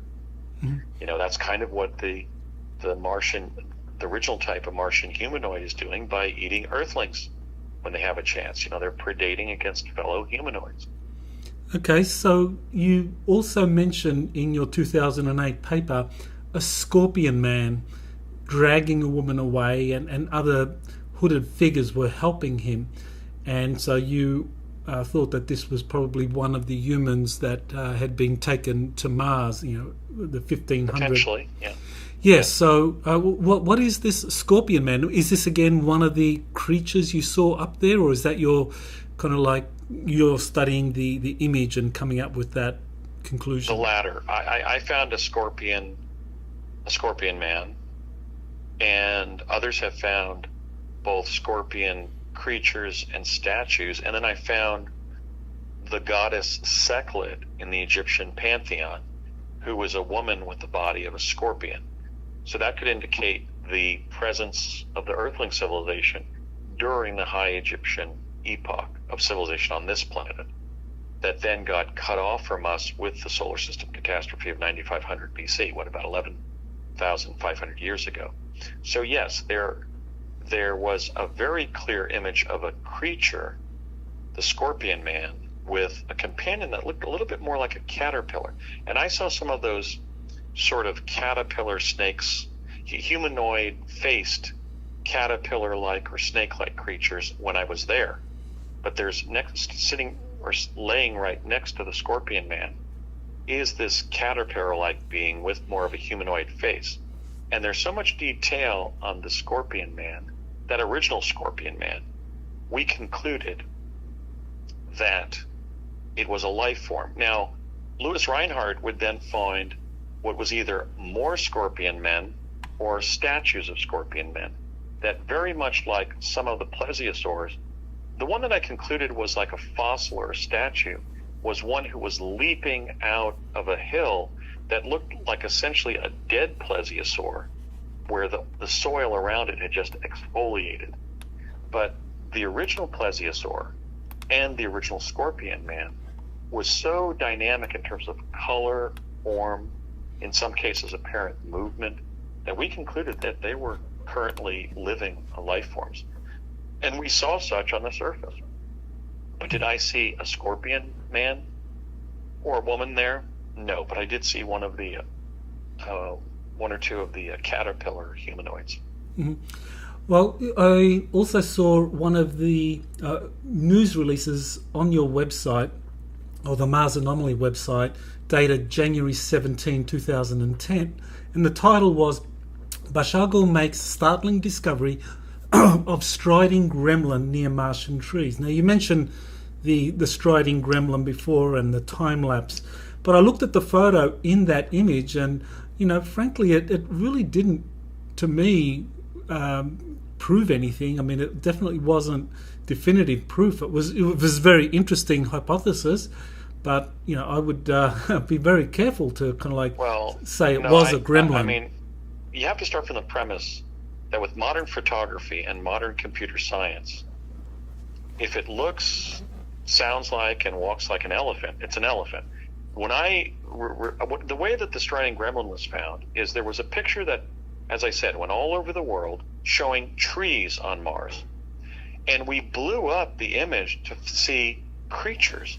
Now, the striding gremlin, I do not believe is arguable. Now, I'm legally blind now, but I had 2013 vision, and I was using the specialized methodology that I included with my paper, The Discovery of Life on Mars. And the striding gremlin was so sharp that Patricio Barrancos of Argentina went in and colorized it.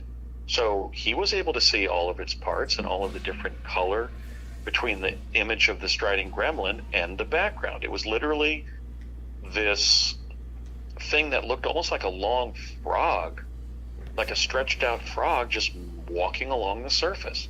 I didn't see any of those on the surface, but I might have been shown those by Ed Dames when we were in training. I don't really remember. But the striding gremlin, nobody affiliated with Mars, and this would be thousands of people, made the same conclusion. So this may go to the issue of PQ. Some people see things and say, aha, that's a life form. And others say, well, it hasn't been proved. And honestly, I think that comes down more to belief than finding. Because, as I said, my vision was 2013 when I investigated and wrote the paper. And the striding gremlin, in my opinion, was crystal clear. Just as much if you had a gazelle in Africa, you'd say, well, there's a gazelle, not pareidolia of a tree or something that looks like a gazelle. Well, In other words, I don't believe it was arguable. I looked at that same image, on your site, and you had... Was it the colorized one or the original? Well, it looked like it was colorized, and The colorized one changed it into an art form by Patricio Barrancos. That was an attempt to create a masthead for Mars on Facebook. That wasn't the original finding. The original finding is as sharp as, I don't know how to describe it, catching a rainbow trout and standing there with the rainbow trout in your hands and being able to look down at it in your hands and see the rainbow pattern on the side of the trout. And the edges of the fish and the head of the fish and the tail and the fins. It was there. It was just like any image of a life form. So I think that the skepticist philosophy has done damage to people's ability to see something new and see it as it is. And that kind of reminds me of when Western sailing ships began appearing in the island people of the Pacific. Sometimes they couldn't see the sailing ships. Other times they thought they were dragons. Only when men began disembarking from the ships, they said, "Oh my God, they're sailing vessels and we're being invaded." I mean, the inability of people to see what was published and recognize it for what it is something that continues to mystify me. Now, I think I have an excuse because my eyes are misted by retinopathy, which hopefully I'll get a technical fix for, and see sharply again. But the original image of the striding gremlin, or Ross Curley's speckled gremlin, were right there. Like if you took a picture of your best friend in your backyard, and you could tell the difference between your friend's face and their shirt and anything else in your backyard. It was there. That's the best I can respond, Michael, because I just don't share the pareidolist argument. I quite frankly, I'm not accusing you of this, because I believe that you're an honorable gentleman and a scholar, and I know you too well, but that you are.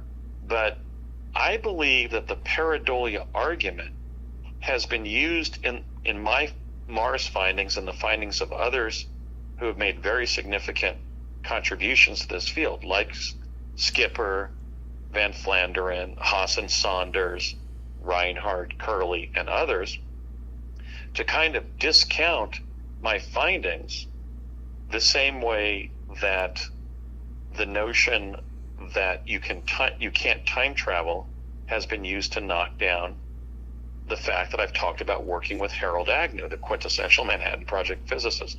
In other words, I think pareidolia is a clever government disinformational ploy to prevent people from looking at a duck and saying, "My God, look at that, a duck on Mars." There weren't ducks on Mars, but there were rabbits. There were all kinds of creatures on the surface, but not that many. I said 30 major land animals. Maybe it was closer to 50, but it was not the feasand biome that Earth is. I never had the opportunity to see Earth close from space, like from the moon, and appreciate this beautiful planet. I did see it in the distance one time, in a tiny little dot when I was on the surface, but I wasn't on another planet that is virtually devoid of life. Well, and as I said, that I just want to say that I'm on the projectmars.net website, which I assume is affiliated with you, and there's this kind of notice about your claim, the striding gremlin near Mars, and it is a colorized version of what may have been a more accurate black and white version that you referred to, and you say that there's this striding gremlin that appears to be part of this kind of like what looks like a clump of trees carrying what appears to be a small human. Now, yes. To me that's really stretching it. It's stretching it. To me, it looks like a group of trees, and which is in itself remarkable. A remarkable finding. That's the way that picture was spun. But then when we used my innovative technology to enlarge small amounts of the picture, the striding gremlin is there as you would be if you photographed a fox in a forest. And what we saw was it looked like it possibly could be a man in his clutches, but it basically looks like a tall, elongated frog striding along with something in its hands. It could have been some other form of food or something. We don't know. But it's there, as was images like the speckled gremlin. Now, when we found, Ross Curley's image of the face of a pharaoh on Mars, it was clearly an artifact. It was clearly like an intaglio carved in to a piece of rock or metal on Sol 2012 of Spirit's sojourn on Mars as a Mars exploration rover. But I don't believe you're taking a defensible position. I don't mean to fault you again, because I do view you as a gentleman and a scholar, but there has been such abundant evidence on life on Mars that I think skepticists are reifying their belief rather than our findings. Now, firstly, did you see a speckled gremlin on Mars, or did you see a striding gremlin on Mars when you were up there? Because, we need to separate between things that you saw up there that are real and images that substantiate your experiences, as opposed to you looking at a Mars image and say, oh yeah, I see a striding gremlin on that. Well, let me say that, look, on the outset of examining any photograph, if you have a picture of President Lincoln and there's some kind of paranormal effect where somebody not from his time shows up standing next to him, not my Josephine Cobb image, but let's just say a sort of a ghost image in a Lincoln photograph. With any photograph, you don't know whether the photograph as emulsified was capturing everything that was there. Now, in answer to the question you just asked, some of the things I was trained in and some of the things I saw on the surface that I was trained in or that were my own just happenstance discoveries on the surface showed up in NASA's images, like the plesiosaurs. Some of the more exotic creatures were not necessarily seen on the red planet. In the case of the speckled gremlin, where I present that time-lapse photography of like 3 or 4 different images, where it begins appearing, it appears, and then it begins disappearing, and then disappears, just blinks out. Maybe that was a life form that regularly goes invisible. We don't know. This is an emergent science. We are seeing the first images of life on Mars. What we have to do is to look at new things for the first time and be able to see them. And that was before my vision was either just as a result of disease processes or a direct attack on me. I don't currently have that ability, but I hope to get that back and continue that work. So, no, not everything in the images from NASA, from what? Rovers Spirit, Opportunity, Curiosity, and that fourth one, I don't even know the name of it, show things that we saw on the surface, but not everything we've seen on the surface has even been photographed yet. I've been keeping one animal back. In fact, I think I'll release it soon on Project Mars on Facebook in a description, maybe in a contest, to see who's the first anomalous to find that image on the surface. I don't want to say what it is. It was the one that we called a darning needle, but nobody will be able to guess what it was shaped like. So some of the things we were trained in and saw on the surface have shown up in NASA's images. Some have not. And then some of the things that are in their images we never saw on the red planet. So we're dealing with a diversity of images here, those that we saw and those we never saw, and that NASA has captured for the first time. Well, I think the images that match what you saw on Mars, that is very interesting and very significant, because you have what appears to be, as you say, a plesiosaur. That's a photo, and a lot of people would be skeptical, as I was at the very beginning. But the thing is that you actually described having seen a plesiosaur and actually escaping one that was attacking you. So that would actually be corroboration for your claim. So that I can accept that. But for something like this, the striding gremlin that you haven't seen yourself on Mars, then I wouldn't dismiss critics saying, well, that's just Basiago and pareidolia. Well, that's I think that's silly, because there have been so many findings by so many anomalies now, 35. At least those are the ones we've isolated as making major contributions to the field, that this is no longer sort of a nascent art or science. In other words, and also let me say that the way I was writing the papers from the very beginning was highly phenomenological, not the last word scientifically, but the first indication of what we were looking at.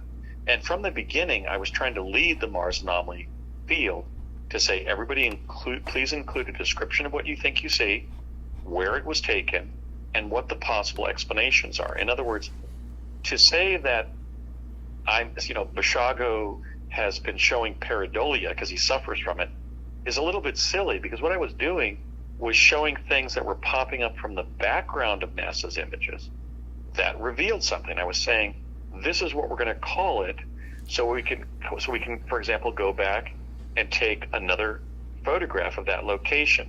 Has it moved? Has it morphed into another shape? I mean, the speckled gremlin essentially appears, is standing there, and then blinks out. So it could be a life form, as I said, that has a nonlinear term. Maybe it like Bigfoot, it can disappear. I mean, I was presenting the initial evidence that indicated life on Mars, and we knew that Mars was inhabited, but we didn't know every last aspect of life on Mars. These were the first images of life beyond our planet. And by the way, having been asked with Obama and Guggen to work on the CIA's threat assessment of the Martian humanoid civilization, I was documenting this stuff to protect Earth and Earthlings. In other words, if you've got predation of humanoids on the red planet, and we know there was at least one of these strange gremlin creatures that was able to blink out, what's to stop the possibility that it could blink back into existence on the surface of our planet? But you're mixing things here, Andy. I mean, there are things that you saw and reported on from 1981 to 1984, and things that you saw in the Mars rover images in that 2008 paper and subsequently. They're different. I mean, you can't say that that's the same. I mean, what you saw on Mars and reported... I essentially agree with that, but I couldn't go back and say, this is what I saw on the surface of the red planet, because people would say, where is your evidence? So I used an empirical method of enlarging the information from NASA's photograph, because I realized that they were intentionally using a huge vista. They were intentionally taking incredibly broad vistas. I mean, if we were to drive our car to Mulholland Drive in Los Angeles and look out at the San Fernando Valley, we might see some lights, but we wouldn't be able to see a Burger King down there or a Taco Bell. I mean, they were taking images that were so vast, so overblown, that the method that I developed was to hone in at a much tighter resolution to see what was really there. They were oblating it by taking images so greatly expanded. And I wasn't making a one-to-one correlation between what I saw on the surface, 1981 to 84, and what I was finding in NASA's images post-2008. I was just taking images and enlarging parts of them and saying, look at what we found here. Let's call this a striding gremlin, etc. It wasn't the last word. It was the first word. So I think we have to not attack the messenger any more than we can attack Charles Darwin for writing Origin of the Species. Maybe we'll find that Darwin was wrong and life was created on Earth. I tend to think it probably was. But still, he was introducing the theory of evolution, and I think that what I introduced was the fact that at least one planet beyond our own is inhabited. It does possess life. That has been the ultimate thrust of my work. It wasn't to frame every last description or definition at all. Well, I just want to kind of shift gears a little bit now to one of the other news releases that you put out on October 31st, 2009, which is titled Human Forms Found in Glass Tubes on Mars. Now, I know those glass tubes on Mars have been analysed by a number of researchers, and they appear to be what may have been an ancient transportation system. So what do you know about those glass tubes on Mars, both from your experiences on Mars and your own analysis of the images? I didn't encounter the inside of any glass tubes. I may have seen glass tubes a few times. I was kind of fascinated what they were. I wouldn't be surprised if the glass tubes are safety tubes where Martian humanoids can walk or run on the surface, move on the surface without being victimized by predators. I do think it's also possible that they were ancient glass tubes with some fossilized life forms. It's been many, many years, but since I wrote that press release, I believe my point was that they are human forms. In other words, we don't really know in that case whether they were living forms walking through the tubes or ancient bodies of humanoids that once did and somehow got trapped in there. Now, I do think that the glass tube story is kind of an important transitional one, because kind of between the pareidolia skepticist position and the confident discovery of life on Mars position that I took, indeed led, I think the glass tube issue, I believe it attracted the attention of people like Richard C. Hoagland, possibly even J.P. Skipper before he passed away a number of years ago. I don't think that Dr. Van Flandern addressed it before his untimely passing. But I do think that they're fascinating, and they were, at the same time, they were kind of frustrating because the outer surface of the glass tubes sort of oblated the clarity of the humanoids inside. But since I had run through something like that underground with the assistance of 4 very peculiar shaped humanoids, I'm talking about almost like a Wookiee. There was that one that I had contact with that looked kind of like, almost like a centipede with a human head. There are some very strange creatures on the Red Planet. But since I had actually run to safety through a very elaborate system of hallways in their predominantly underground civilization, that's my guess on the glass tubes. They were a safety technique to allow Martian humanoids to go up onto the surface and look at things and be protected. I also have kind of a screen memory of being up on the surface after 1984 and being invited to walk down this hall of a U.S. facility, and there was a huge window across from which there were 3 slabs of rock that had slammed into Mars at an angle, and they were just sitting propped into the ground. I mean, very large slabs of rock about the size of cliffs anywhere in the American Southwest, and they had kind of slammed into Mars, and that was kind of a scenic picture that had been. It was kind of a U.S. facility that had been shaped almost as kind of like a viewing platform to look at this amazing natural rock form on the Martian surface. So I think since 1984, we have built some pretty elaborate viewing stations like that on the surface. Maybe that was inspired by these glass tubes. That would be my guess, that to see what was going by them on the surface, maybe they went up to the glass tubes and just walked along and then looked out. But certainly that did attract something beyond the face of Mars at Cydonia by Mr. Hoagland and others. It became sort of an intermediate finding. So say, wait a minute, the face on Mars at Cydonia is not the only thing worth looking at on the surface of the Red Planet. Look at these glass tubes. Mm-hmm. Well, this is something, an issue that maybe we'll have to take up the next time we do an interview, which is underground Mars bases. There have been a number of people that talked about underground Mars bases, deep underground, and nothing you've mentioned so far suggests anything about those. So just maybe as a little bit of a teaser before we resume, What do you know about underground Mars bases? Well, many of the jump rooms would be decanted to about 1 story below ground on the Red Planet. There was that one trip that I mentioned where Courtney Hunt and I were invited by that Homo Martis, one of the original Martian types, to his underground residence. And it was almost like being in Carlsbad Cavern without stalactites and stalagmites. And yet Paisley designs had been sort of crafted into the roof, and there were elevators and other things with pneumatic tubing. So my impression is that the two types of Martian humanoids, as was confirmed by Virginia Olds of the CIA, are collaborative and peaceable between themselves and are staying alive under the surface. So that was under the surface.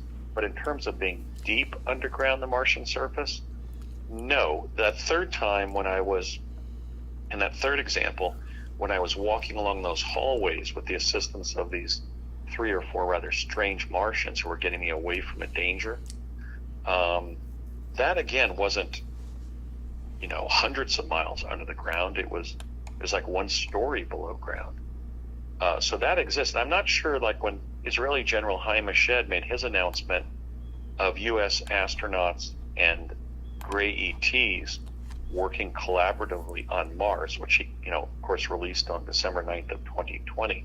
I don't think necessarily he was talking about very far beneath the Martian surface. I think he simply meant underground. But sure, I was underground the Martian surface in those 3 examples. Different jump rooms that we would arrive at were underground. The Martian humanoid showed us his underground residence, if you will. I can't call it a house. It was more like a cavernous lair. And then the time I went through those tunnels with the help of those different Martian creatures. Well, we'll definitely have to kind of resume the discussion on this the next time we talk. I just wanted to give you a few minutes because I think you wanted to make a statement about some people misquoting you regarding your presidential campaign or aspirations for the future. So I just wanted to give you a few minutes to talk about that, and we will go into it in more detail the next time we talk. Yeah, I just wanted to state that I feel that I've been subject to defamation and discreditment, perhaps by individuals actually working for what we've come to call the deep state, about things I said regarding the presidency. So I just want to be clear about the 3 major data points that I've addressed about the presidency, and then what I said and knew when I ran in 2016, because that's been totally distorted into it out of recognition, out of any semblance of what I said and what my views were. The first data point that I shared was that when I was on Project Pegasus, my dad took me to some kind of chronovisor-like videodrome somewhere in New Mexico. And I was shown what looked like images of me serving as president. Like, oh, here I am in the East Room, addressing the press or something. I was never told during that experience, look at these, Andy, because you're going to be president. Okay? Then in 1980, after my father had taken Barry Soetoro, who of course would later become Barack Obama, up to the Hoopa Indian Reservation Airport north of Weed, California, so he could fly to Portland, Oregon to take a flight to Hawaii to visit his grandparents, Stanley Armour Dunham and Madeline Dunham. And we had a discussion in the car as we were going up there. As I was driving back with my late father after we dropped Barry off at the airport, I said, Dad, is it really true that I've become president? And he said, yep. And I said, when? And he said, so does Barry. And I said, really? When? When do we become presidents? And he said, Barry in his late 40s and you in your late 60s. Now, years later, long before I ran for president in 2016, I asked Courtney Hunt of the CIA 3 times, Courtney, do I really reach the White House? And this was the third set of data points. The first time he said, yep, but I don't know how you get there. The second time he said, he kind of hesitated. He said, no, but you're going to be on the scene, indicating perhaps that I might reach the Senate or something, or vice president. And then the third time, he said something more quizzical. He said, he only said, have you been briefed? He didn't say yes, but he said, listen, have you been briefed on 2015? And that was like around 2005, because Courtney died like in 2007. And then, of course, I began running in December of 2015, 11 years after I came forward about Project Pegasus. And as a result of all the things I knew when I ran in 2015, at age 54, I knew I wasn't going to win. But running, it didn't make sense to run and then start announcing, but I know I'm not going to win, because I would have come off as a total flake. When you engage in a contest, whether it's the Olympics or the presidency or whatever, you try to win, or why compete, right? So I didn't talk about it. Some people remembered that. They would say, didn't you say you're going to become president in your late 60s? And I would say, yeah, that's the truth, but I'm not popularizing that fact now that I'm running. I've just decided to run. And then they would say, well, why are you running? And I said, I don't expect to win, but I'm just learning the ropes. Now, as a result of that, people have been purporting some kind of proof that my time travel claims have not been true because I didn't become president. Well, first of all, that's quite frankly an asinine reading of quantum access, because when you have quantum accessed information of the future, if something doesn't happen, you don't have the rest of the future left. And with a President Biden at age 80, I think now that I'm age 61, it's not exactly excluded as a possibility that I'll become president in my late 60s or maybe my late 70s or my 80s. I don't know. Well, but all I'm saying is this kind of smarmy proof that, oh, Andy didn't become president, so he must have been lying about time travel, just doesn't fit the facts. And then once you establish what the real facts are, you see that when I did run in 2015, 2016, for the 2016 election that Mr. Trump won, I literally was stating, look, I know I have no party. I have limited funding. And quite frankly, Michael, it was a miracle that I had the best received platform, my platform 100 proposals, and that I got around 25,000 votes as an independent. I had no party, no funding.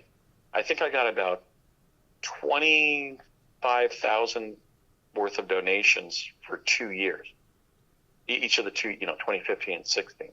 So my point was, I was saying, look, there have been many Americans who have run for the Senate or the House, for example, and lost and then become president. For example, Abraham Lincoln running for Senate in 1858, and Bill Clinton running for the House in 1972 or something, and then George H.W. Bush running for Senate from Texas in 1970. Those are three American presidents that I admire for different reasons, because I've always gone with the man, not the party, and their positions. And they ran and lost races and then became president. So I was sort of admitting when I ran for the 2016 election that I don't think I'm going to win. I'm just running to test the ropes, just to have an experience of running for something. Well, and I think I've also, in addition to that, I was concerned that the 2016 race was not, and who was going to replace Mr. Obama, was not stacking up into what Toby Moffett of Connecticut once called the politics of meaning. And so I ran to inject meaning into the 2016 race, and I'm proud that I did, because my platform 100 proposals. Well, Andy, let's described by 6 different. Well, Andy, let's kind of put an end to it here, because this is something I want to take up with you the next time we talk, and we can go into details about your 100 proposals and your 2016 campaign and what you think may happen in the future. So I just want to... Right. I'd be happy to do that, Mike. To just kind of cut to the chase, the issue I just want to popularize is an understanding that I knew I wasn't going to I wasn't going to win in 2016. And it's not axiomatic that because I didn't become president, that means I wasn't telling the truth about time travel. I was dealing with things that had been shared with me in an evolving government program that was studying and developing time travel. and my life's not over. So you can't say that that's a logical conclusion. It's almost sort of like a character assault upon me that doesn't make sense. It doesn't make sense in terms of what I was told, nor what that information implies. Well, I think these are fascinating topics for us to take up the next time we meet. So I want to thank you, Andy, for coming on Exopolitics today and sharing your experiences and insights. Thank you, Michael. You have been listening to Exopolitics Today with Dr. Michael Salla. Please remember to like, share, and subscribe to this channel. Join or start a conversation in the comments. Take the time to explore the vast library of best-selling books, webinars, and podcasts by Dr. Salla. Visit exopoliticstoday.com.